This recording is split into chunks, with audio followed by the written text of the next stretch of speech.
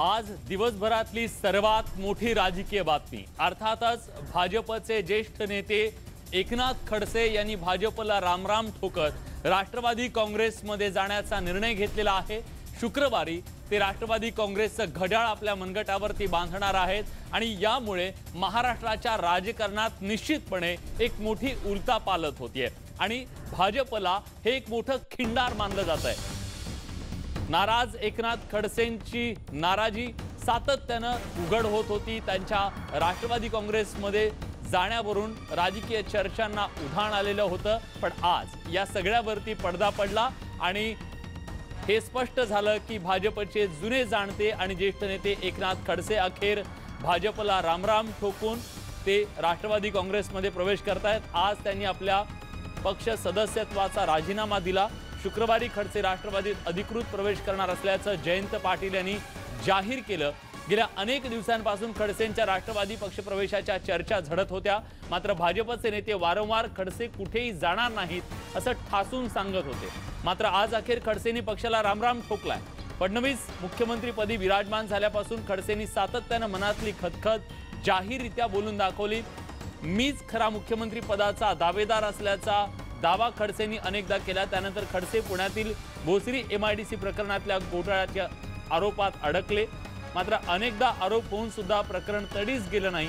Bhosari MIDC प्रकरण अजून न्यायप्रविष्ट असून त्यावर निर्णय आलेला नाही, त्यामुळे खडसेंचं राजकीय भवितव्य पणाला लागले। दरम्यान 2019 मध्ये खडसेंना तिकीट न देता भाजप आणखी कठोर संदेश त्यांना दिला। तेव्हापासून खडसे अस्वस्थ होते आणि त्यांनी आपली ही अस्वस्थता वारंवार बोलून दाखवली। पण आता महाराष्ट्राच्या राजकारणात चर्चा सुरू झालेली आहे। खडसेंच्या राजीनाम्याच्या नंतर आणखी काही लोक भाजप सोडून जाणार का? कारण काँग्रेस, राष्ट्रवादी काँग्रेस आणि शिवसेनेचे नेते तसा दावा करतायत। पण सुरुवातीला आपण बघूया एकनाथ खडसे यांनी राजीनामा दिल्यानंतर नेमकं काय म्हटलेलं आहे आणि राष्ट्रवादी काँग्रेसचे प्रदेशाध्यक्ष जयंत पाटील यांनी खडसेंचं स्वागत करताना नेमकं काय म्हटलेलं आहे। 3-3.5 दशक नेतृत्व करणारे आणि भारतीय जनता पक्षाची खऱ्या अर्थाने वाढ करण्यासाठी गोपीनाथराव मुंडे साहेबांच्या बरोबर अनेक वर्ष काम करून ज्यांनी भाजपला बळ दिलं ते माननीय एकनाथराव खडसे साहेब यांनी त्यांचा पक्ष सोडलेला आहे असं मला थोड्या वेळापूर्वी सांगितलं आणि म्हणून त्यांनी भाजपचा त्याग केलेला असल्यामुळे शुक्रवारी दुपारी 2 वाजता श्रीयुत खडसे हे राष्ट्रवादी काँग्रेसमध्ये प्रवेश करणार आहे। राष्ट्रवादी काँग्रेस पक्षाचं त्यामुळे बळ वाढेल असा मला विश्वास आहे। राष्ट्रवादी काँग्रेसच्या प्रदेशाध्यक्षांनी एका बाजूला खडसेंच्या प्रवेशाची घोषणा केली, तर तिकडे लागलीच एकनाथ खडसे यांनी सुद्धा आपल्या मनातली जी खदखद होती ती बोलून दाखवली। माझा राग भाजपवर नाही, भाजपच्या ज्येष्ठ नेत्यांवर नाही, केवळ तो फडणवीसांवर आहे हे सांगायला सुद्धा खडसे विसरले नाहीत।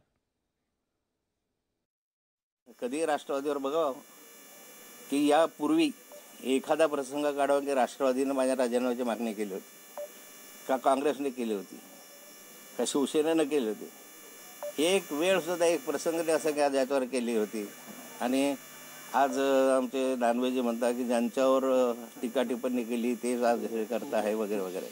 पण ठीक आहे, जे असेल नसेल, मी भारतीय जनता पार्टीला सोडचिठ्ठी दिलेली आहे आणि या ठिकाणी 23 तारखेला मी NCPमध्ये प्रवेश करणार आहे। एक प्रकारे विनयभंगाचा खटला दाखल करणं आणि तो बोगस बनावट खटला दाखल करणं यापेक्षा माणसाच्या जीवनामध्ये वाईट काय असतं?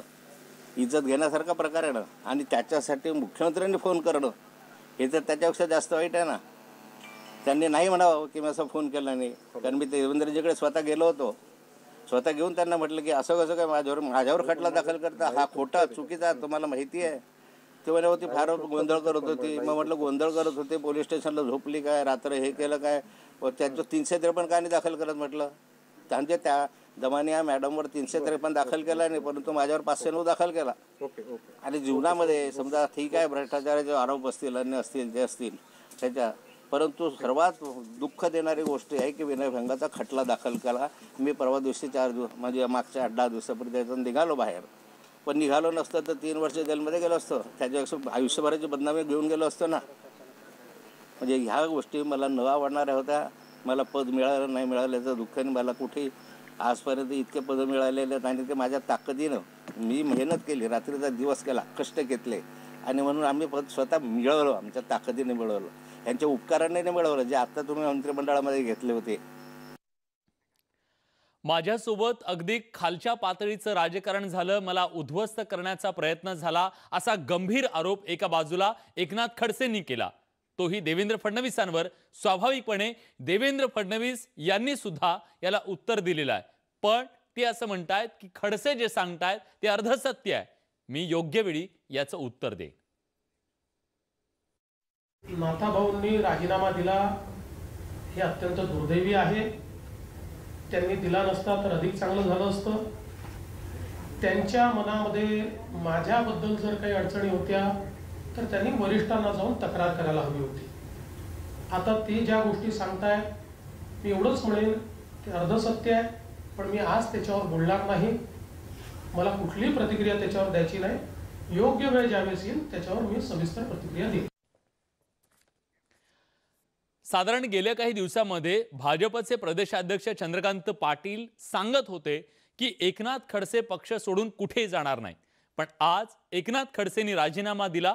त्याच्यानंतर भाजपचे प्रदेशाध्यक्ष चंद्रकांत पाटील यांनी काय प्रतिक्रिया दिली आहे ती सुद्धा ऐकूया. किती रागावले तरी नाथाभाऊ ही स्टेप घेणार नाहीत. ते बोलतील, परंतु काही ना काही मार्ग निघून यातून आम्ही सगळेजण पुढे जाऊ. त्यांनी पक्षात राहावं, त्यांनी आमचं नेतृत्व करावं, हीच आमच्या सगळ्यांची इच्छा होती. आणि त्यामुळे सातत्याने तो प्रयत्न झाला. सगळेच प्रयत्न यशस्वी होतात असं नाही. मी ते ज्या पार्टीमध्ये चालले आहेत त्या पार्टीमध्ये त्यांनी चांगलं काम करावं, प्रामुख्याने समाजाला उपयोगी पडणारे अनेक विषय त्यांनी मार्गी लावावेत, यासाठी त्यांना खूप खूप शुभेच्छा देतो. त्यांच्यावर अन्याय झाला का झाला, तो काय प्रकारचा झाला हे त्यांना विचारल्यानेच योग्य उत्तर मिळेल. कारण ज्यांच्याबद्दल त्यांचं म्हणणं आहे देवेंद्रजी, त्यांनी मध्ये एकदा दिल्लीमध्ये प्रेसशी बोलताना ह्या सगळ्या मुद्द्यांचं स्पष्टीकरण दिलेलं आहे. मग ते बंगाळे विषयाचं दिलेलं आहे, दाऊदच्या बायकोचं दिलेलं आहे, भोसरीच्या MIDC मधल्या भूखंडाचं दिलेलं आहे. सगळ्या विषयांमध्ये देवेंद्रजींनी आपलं म्हणणं मांडलं आहे. पण तरी ते त्यांचे मुद्दे मांडत राहिले. एखाद्या घटनेकडे तुम्ही ज्या अँगलने बघाल त्या अँगलने मी वगैरे असं नाही ना. तर तुम्हाला असं वाटलं की तुटेपर्यंत आणलं गेलं, माझं असं म्हणणं की असं नाहीच आणलं गेलं. माझं असं मत आहे की या विषयामध्ये प्रत्येक वेळेला काही ना काही चर्चा होऊन मार्ग काढण्याचाच प्रयत्न आपण केलेला आहे. आणि ते सगळे प्रयत्न त्यांना माहिती आहेत की काय काय प्रयत्न झाले. असं आहे की आयुष्यात सगळ्याच प्रयत्नांना यश येत नाही. आणि त्यामुळे तुटेपर्यंत आणलं की नाहीत आणलं या एकाच घटनेवर तुमचं वेगळं मत असू शकतं, माझं वेगळं मत असू शकतं. आम्ही एवढंच म्हणू की नाथाभाऊने जायला नको होतं. नाथाभाऊ जाणारे पार्टीचं नुकसान होईल, नाथाभाऊ पार्टीचं नुकसान करणार नाहीत असं आम्ही वारंवार म्हणत होतो. पुढे बघू.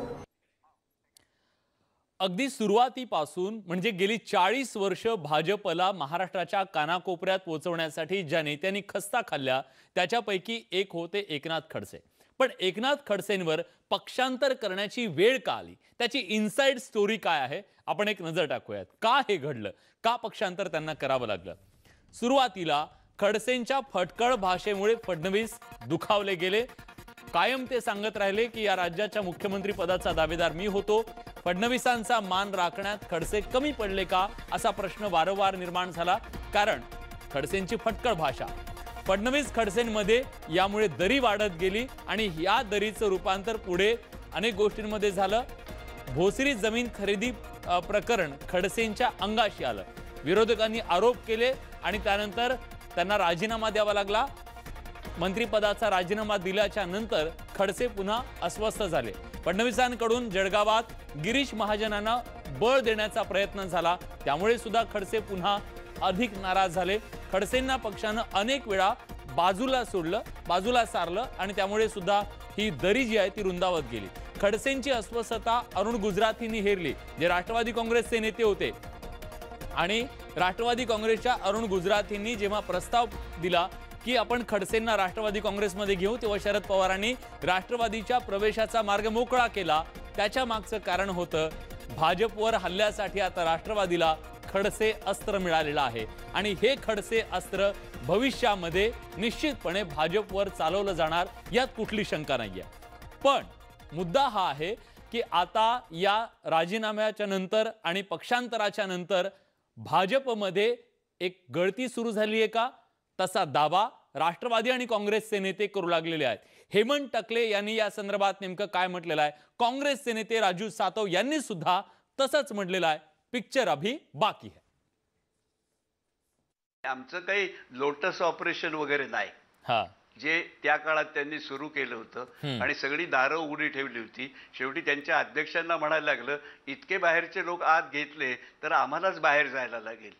कदाचित आता सगळंच घर मोकळं होण्याची शक्यता आहे. ही सुरुवात आहे. बर, म्हणजे मेगा गळतीची सुरुवात आहे. पुरा पिक्चर अभी बाकी है. मेगा गळतीची सुरुवात आहे.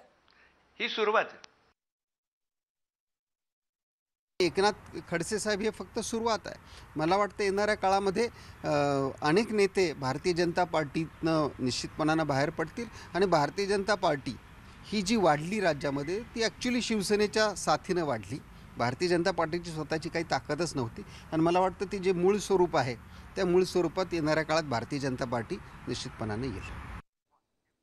राष्ट्रवादी काँग्रेसचे प्रदेशाध्यक्ष जयंत पाटील यांनी सुद्धा अशाच प्रकारचं वक्तव्य केलंय की भाजपचे आणखी काही आमदार नेते राष्ट्रवादी काँग्रेसच्या संपर्कात आहेत.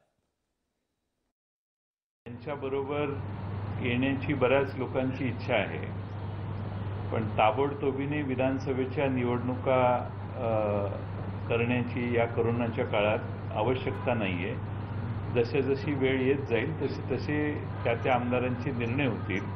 माझ्या माहितीने त्यांच्या संपर्कात बरेच आमदार आहेत, पण आता कोरोना असल्यामुळं अशा निवडणुका आणि बाकीचे राजकारणाचे उद्योग आम्ही टाळणार आहोत. काँग्रेस राष्ट्रवादीचे नेते सांगतायत की पिक्चर अभी बाकी आहे, ही फक्त सुरुवात आहे.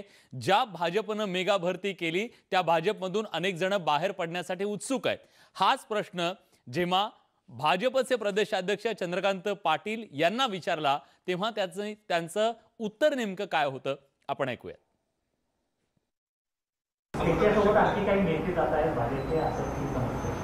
माहित नाही मला, तुम्हाला जास्त माहिती, माझ्यापेक्षा जास्त तुम्हाला माहिती.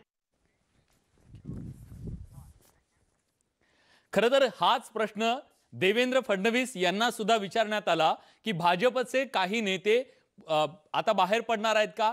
शिवाय त्यांना हे सुद्धा विचारलं गेलं, पंकजा मुंडेंना सुद्धा शिवसेना आणि काँग्रेसकडून ऑफर आहे.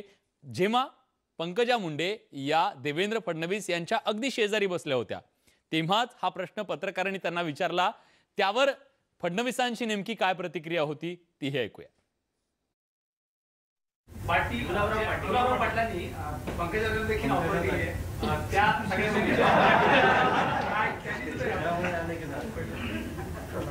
पहिली गोष्ट तर अशी आहे, कोणीही नेता ते आमदार बिमदार जे सांगतात ना, एकही आमदार कोणी जाणार नाही, कोणी नाही. आणि ज्यांचं स्वतःच खरं नाही, आता अर्जुन खोतकरांचं काही खरं आहे का, त्यांना कोणी विचारते का. मला खरं सांग, माझे मित्र आहेत ते जवळचे, कोण विचारताय त्यांना, त्यांनाच कोणी विचारत नाही. कशाची ऑफर देत बसला, तुम्हाला कोण विचारताय तिथे. एकनाथ खडसे यांच्या सोबतच भाजपमध्ये भाजपचे मूळचे काही नेते अस्वस्थ होते. त्याच्यामध्ये एक नाव होतं ते म्हणजे माजी ग्रामविकास मंत्री पंकजा मुंडे यांचं सुद्धा, तावडेंचं सुद्धा, चंद्रशेखर बावनकुळेंचं सुद्धा. पण या सगळ्याबद्दल या आज खडसेंनी जेव्हा राजीनामा दिला तेव्हा या नेत्यांची प्रतिक्रिया नेमकी काय आहे हे जाणून घेणं महत्त्वाचं होतं. त्यामुळेच पंकजा मुंडे यांनी खडसेंच्या पक्षांतरावर नेमकी काय प्रतिक्रिया दिली आहे ऐकूयात. जयंत पाटलांनी केलेली आहे, त्यामुळे याबाबत काही चर्चा झाली का तुमची त्यांच्याशी? काही चर्चा झाली? मला तुमच्याकडूनच माहिती मिळाली. जेव्हा तुम्ही नाराज असायचा तेव्हा एकनाथ खडसेंसोबत तुम्ही जेव्हा तुम्ही नाराज असायचा तेव्हा एकनाथ खडसे तुम्ही एकत्र काम करायचं? मला आता माझ्यासाठी बातमीच आत्ता मिळाली, त्यामुळे मी आता याच्यावर काही रिॲक्ट करू शकणार नाही. मला याची कल्पना आपल्याकडनंच आली. तुम्ही त्यांना स्वतः फोन करणार आहात का? प्रयत्न करते. तेव्हा पंकजा मुंडे यांनी सविस्तर याच्याबद्दल प्रतिक्रिया देणं टाळलेलं आहे. तर आज एकनाथ खडसे यांनी राजीनामा दिल्याच्या नंतर त्याचे महाराष्ट्राच्या राजकारणात पडसाद उमटणं स्वाभाविक होतं आणि हेच सगळे पडसाद आपण बघितले. एक छोटासा ब्रेक घेतोय. ब्रेक नंतर सुद्धा या संदर्भातल्या आणखी काही महत्त्वाच्या अपडेट्स. पुढे जाऊ नका, पहा फक्त news 18 Lokmat. Bharatiya Janata party break नंतर तुमचं पुन्हा एकदा स्वागत. तुम्ही पाहताय न्यूज 18 लोकमतवर मुलुख महाराष्ट्र. एकनाथ खडसे यांनी आज भाजपला रामराम ठोकून राष्ट्रवादी काँग्रेसमध्ये जाण्याचा त्यांचा मार्ग मोकळा झालाय. त्यांनी ते स्पष्ट केलंय. या राजकीय घडामोडीच्या नंतर त्यांचे राजकीय प्रतिस्पर्धी म्हणून पक्षातच जे ओळखले जायचे गिरीश महाजन यांनी त्यांच्या राजीनाम्याबद्दल नेमकी काय प्रतिक्रिया व्यक्त केली आहे जाणून घेऊया. आता खडसे साहेबांना काय वाटलंय, त्यांचा पुढचा काय विचार आहे, त्यांना काय तिकडे अनुकूलता दिसली? कारण खरं म्हणजे 40 वर्ष ज्या पक्षात ज्या विचारात आपण काम केलं ते सोडून देताना त्यांनाही वेदना झाल्या आहेत, बरोबर, आम्हालाही झालेल्या आहेत. पण तुम्हाला वाटतं दुर्दैव आहे, हे व्हायला नको होतं. म्हणजे असं जे दाखवलं होतं किंवा मी बघतोय, पण कोणी आमदार म्हणजे तर मला माहीत नाही त्यांच्या लिस्टमध्ये अजून कोण आहेत, कोणी तर 10-12 जाणार, 9 जाणार, पण मला नाही वाटत एकही आमदार कुठे पक्ष सोडून या ठिकाणी जाईल, भारतीय जनता पक्ष सोडून जाईल. एकसुद्धा आमदार आणि एकसुद्धा खासदार म्हणजे रक्षाताई जरी असतील खडसे तर तरी पण त्यासुद्धा राजीनामा त्यांनी स्पष्ट केलेलं आहे. त्यामुळे मला नाही वाटत की कोणी मोठा नेता, आमदार, खासदार किंवा असं काही मोठं कोणी असं कोणी पक्ष सोडून जाईल असं आज तरी मला कुठे दिसत नाही. तेव्हा खडसेंच्या राजीनाम्याच्या नंतर भाजपला पुढचं कुठलंही खिंडार पडणार नाही हे नेते सांगतात. पण याचे राजकीय पडसाद मात्र निश्चितपणे महाराष्ट्राच्या राजकारणात उमटत राहणार आहेत या शंका नाही. या सगळ्या बातम्यांसोबत या बुलेटिनमध्ये आपण इथेच थांबतोय. ताज्या घडामोडींसाठी बघत रहा न्यूज 18 लोकमत.